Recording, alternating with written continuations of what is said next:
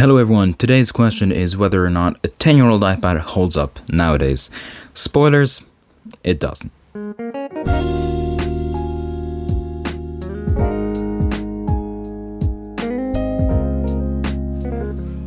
Before I begin, the iPads are not actually 10 years apart.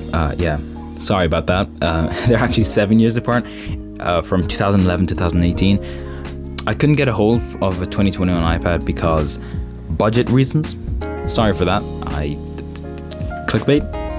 The iPads that will be shown today are the iPad 2, which is a 2011 iPad, and the iPad 6, which is a 2018 iPad. So, relatively different, 7 years apart. Let's get into it.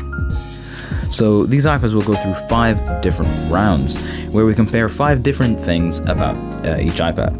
So let's begin with the build of these iPads, like what they're made of.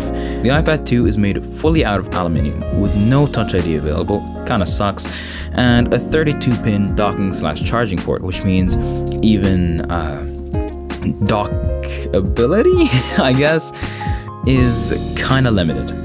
This iPad also has a locking switch, which is like an old iPod, and the buttons on it are plastic.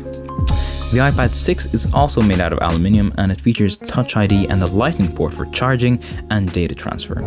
But Apple sadly removed the locking switch, which is honestly very fun to play with.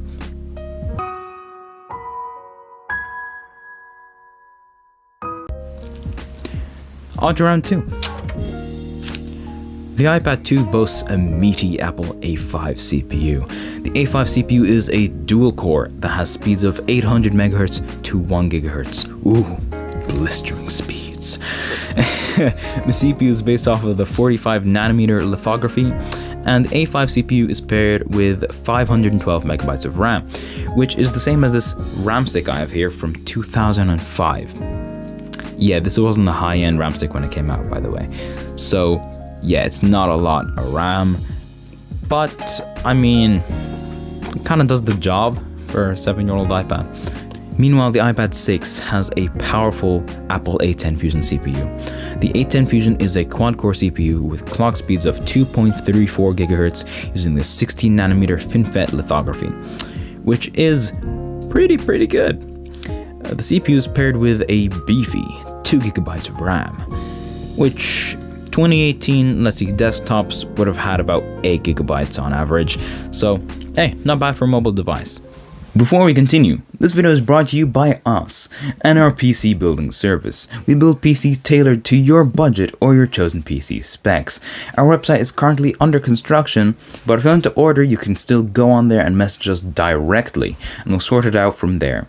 Now, back to the video. Round 3, app support. The iPad 2 is mainly limited by the OS due to it originally releasing with iOS 4 and lasting up to iOS 9. The iPad 2 is also limited by the CPU, which, being only a 32-bit CPU, means many only old apps will work. But sometimes you will get lucky and find a newer game that does support 32-bit CPUs. I'm pretty sure Subway Surfers support it, and what was it? Also, Temple Run. I'm pretty sure Temple Run also works. The iPad 6 though has virtually no limitation to app support due to it being regularly updated and using a 64-bit CPU. Round 4, cameras. The iPad 2 cameras are probably some of the worst cameras to ever be fitted to an Apple device. They are just abysmal. 0.7 megapixels, and honestly they should be avoided and just burnt at all costs. They're that bad. The iPad 6 cameras, they are better with 8 megapixels, but really should only be used for document scanning. Honestly, they're pretty bad, and I don't recommend using iPad cameras for anything. Yeah. Round 5, real world use. If you're planning to use the iPad 2 for watching videos, then I guess it is an okay option. You can watch YouTube and Netflix using older versions, but it honestly is not ideal. Videos will play back at lower qualities only. Like, if you want the video to consistently pause, then I guess you can get 720p, but otherwise, yeah, I'd stick to 480p and lower.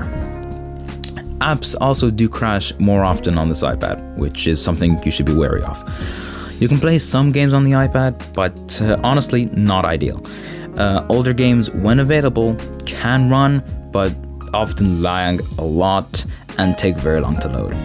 For example, Goat Simulator takes about 3 minutes to load into the game, and the iPad 6 only takes about 15 to 20 seconds. Lighter games will work flawlessly though, like Flappy Bird. That's a light game, and it should work pretty fine.